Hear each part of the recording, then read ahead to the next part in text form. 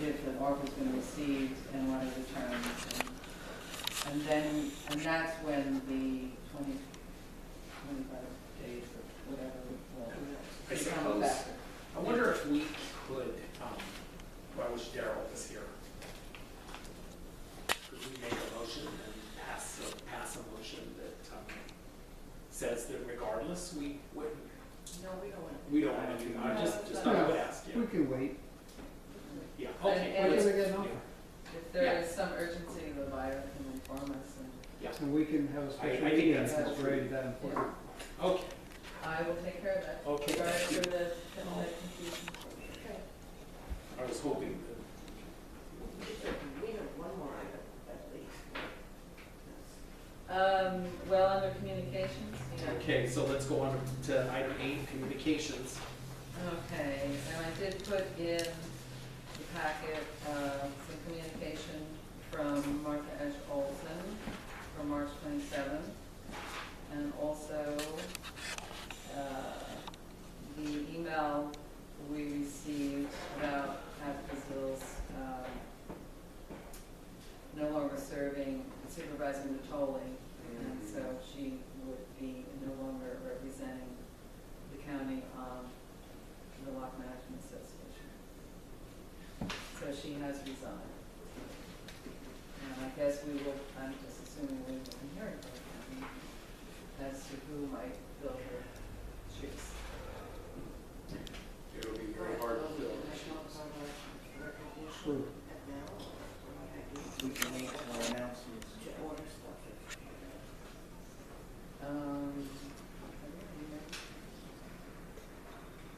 But that's, this Since, is, I Kat guess, has served in the community for 12 years, as she said, we're looking for some kind of recognition for her. Yep, 100%.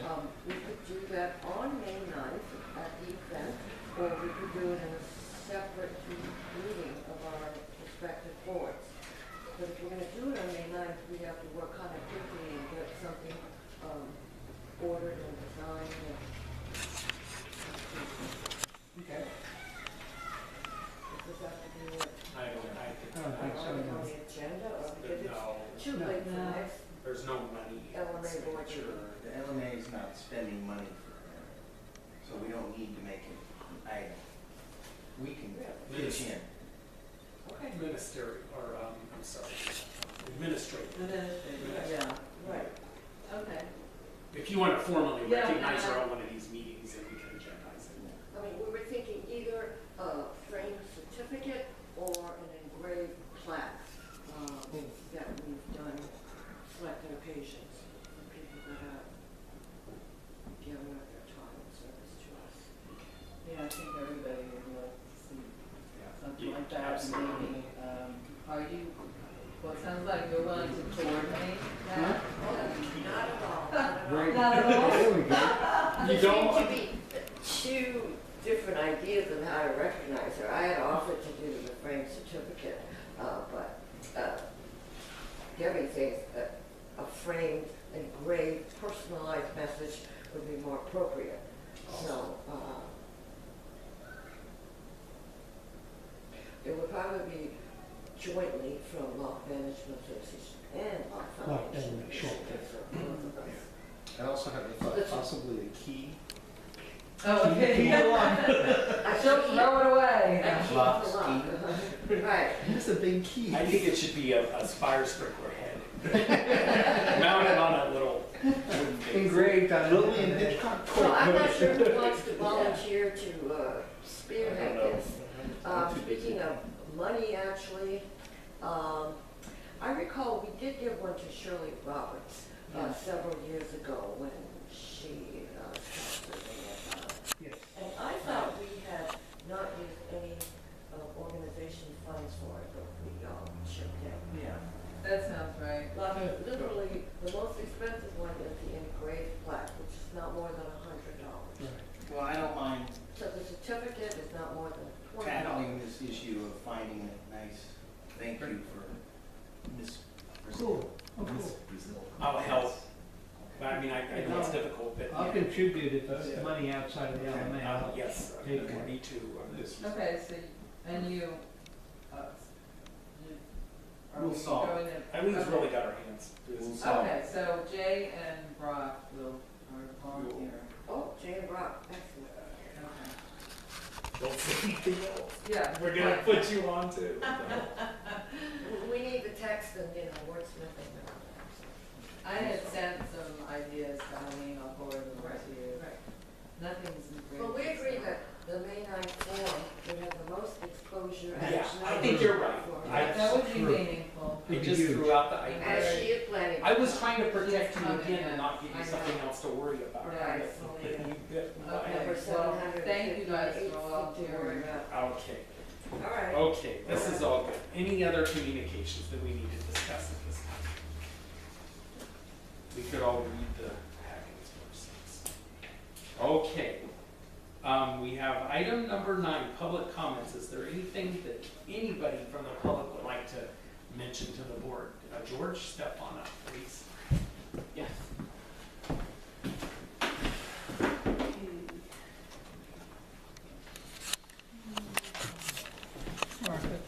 Thank you, George.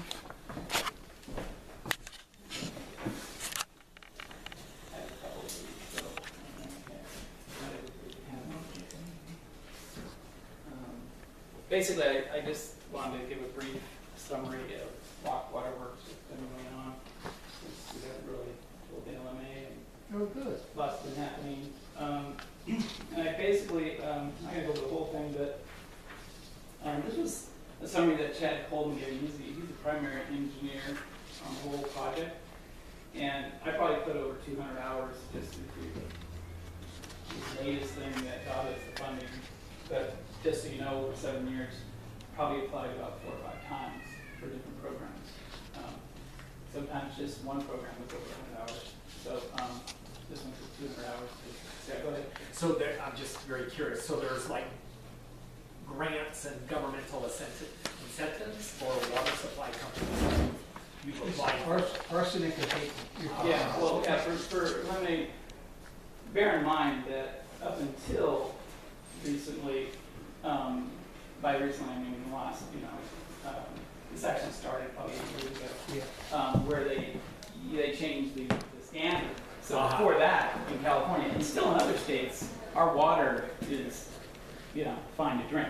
Right. It's just that they changed the standard of the levels of arsenic more recently, 8 years ago, and most small water companies couldn't afford what it would take to remove it. So we were supposed to notify customers that, we're not at that level where the new standards of California have said the level should be. Therefore, according to the new levels, it's not drinkable unless it's at a certain level. And those notices were given out. We did it. We followed everything according to what we were supposed to do, and we sought funding and many times. And so the California state makes these requirements, and so we have to comply to everything they say. So if we're not up to those levels, we have to notify, which we did. Once we get funding, then we proceed accordingly. And so there's several requirements that were necessary in order for us to even meet the state in order to get any kind of grants. Otherwise, we wouldn't have the money to do it. I mean, we'd be charging our customers $1,000 a month, or more to cover it. So we had to have grants, and in order to get that, we had to do a survey. And there was a survey. Most people know that we did a survey to find out what people's incomes were and did all these things. And in this letter, and I gave a copy to Martha, the state issued a funding agreement. The agreement included multiple conditions that Locke Waterworks was obligated to meet. The conditions included completion of forms, providing information to the state about technical management, financial capacity of the company, preparing an income survey to document income levels of customers, pledging revenues from the water rates as repayment for future funding, raising water rates to meet the minimum standard by the state. So, and of course, he put a little thing here from a legal standpoint. I will note that the typical procedure for raising water rates at other districts includes only a public notice of a meeting at which the action is going to take place. In most districts, this means putting a single notice on the door of their office. In the case of Locke Waterworks, as he understood and witnessed, we did this in excess by actually putting the notice in the statements for everyone, and we also put notices of the meeting throughout the town of Locke. And actually, attached to this thing I gave you, there's a letter from Bruce where he verifies, to whom it may concern, that he put notices in everyone's billing prior to the increase. And in the notice, I've also attached the notice. And this is written by Locke Waterworks. Dear customer, we'd like to thank all participants for the income survey, which is something we completed, like I mentioned, was one of our requirements. The results ended up making us qualify for a grant. And at first it just meant the majority of the cost. But because of the added expense, now the state has a minimum requirement. We have to charge a certain amount or we won't get funding. And they understand how many people we have here. He even makes a comment in here, Chad, that right now our rates, like for instance it's 22 for residential, is below all the ones in the area. And certainly below the county as far as water rates. And he also makes a note that usually in small communities rates are higher because we don't have the economy of, so that's another, we don't have the scale to do it. And so anyways, that's in here. So he pretty thoroughly goes over the whole thing. And again, he writes that the board, which is Locke Waterworks Board, worked diligently to meet the standard. The state funding coordinator and myself and Bruce to satisfy the main conditions. As a result of all what the board did to meet the state requirements, the state offered Locke Waterworks a grant to fund design services. This means that all services provided by Coleman Engineering will be paid for by the state at no cost to Locke Waterworks. This doesn't escape us from having a minimum charge, because once this whole system's put in, we also have to be able to have somebody man it and maintain it, so there is additional costs to Locke Waterworks.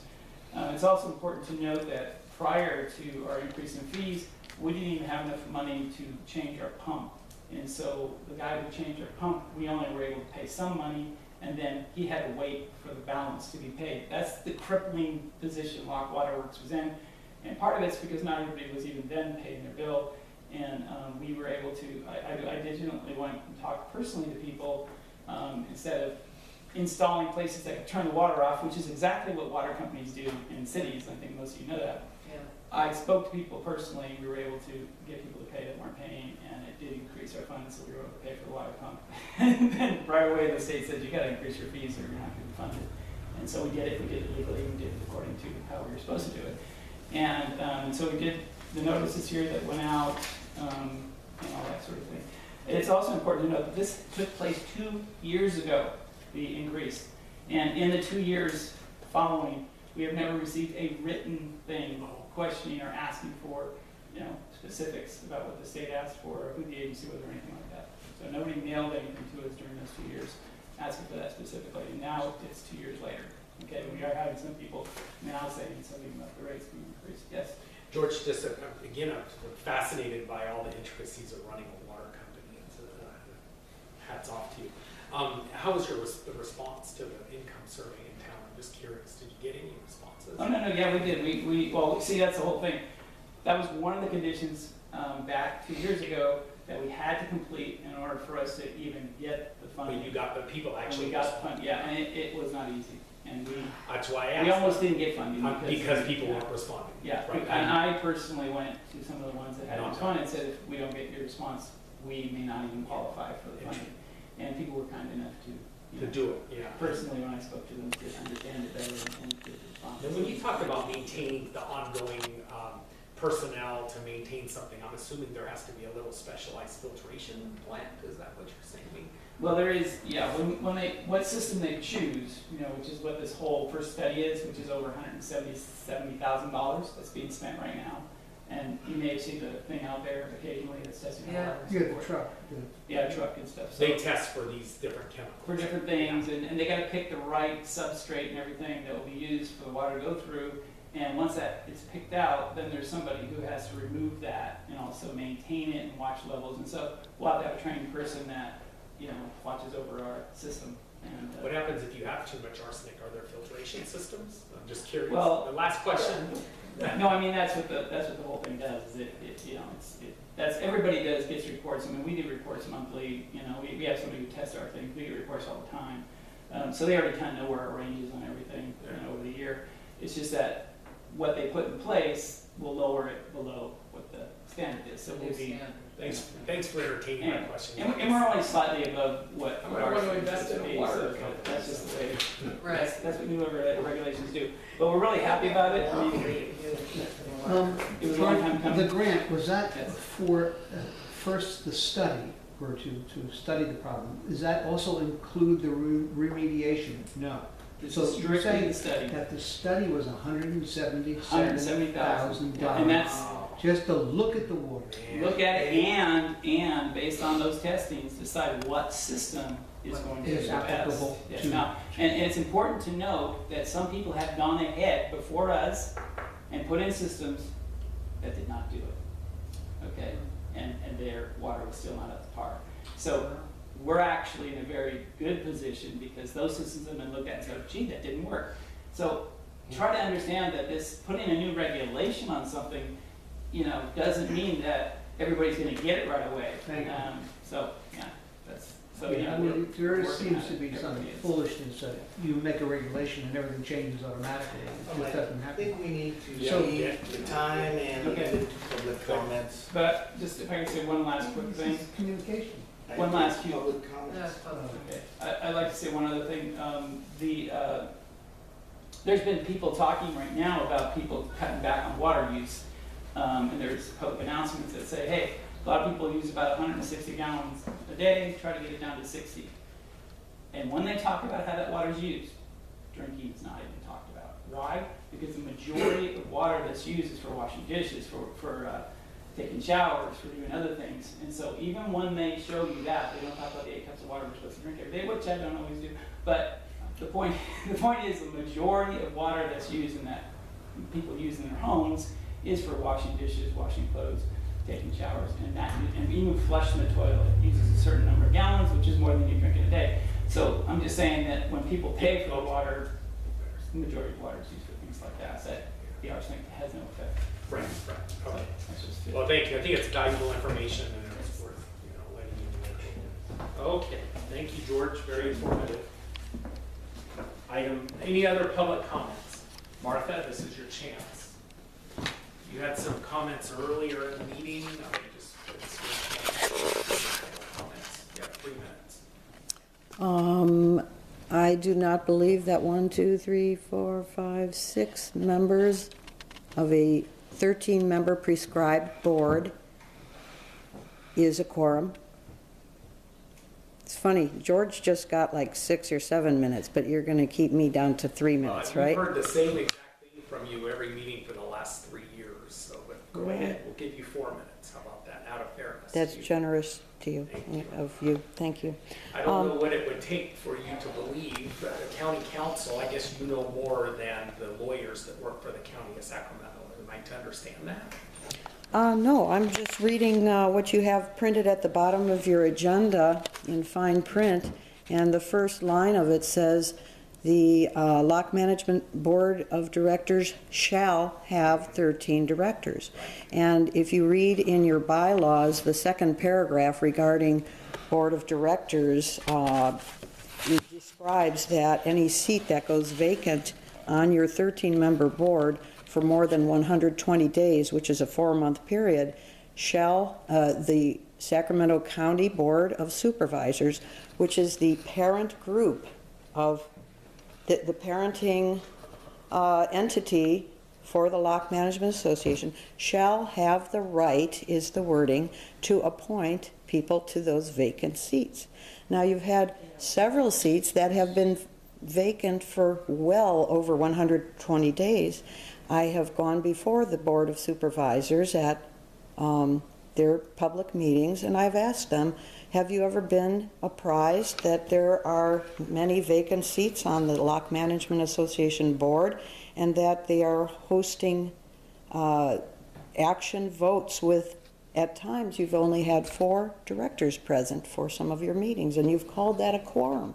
Because you've told me, Mr. Correia, that 7 active members of a 13-member board constitutes, when you have 7 active members, 4 constitutes a quorum. I'll bet a lot of people would Our lawyers disagree tell with us that. It's a majority of those currently. Well, not all lawyers, I know, you know, when there are lawsuits, there's usually one lawyer who's right and the other one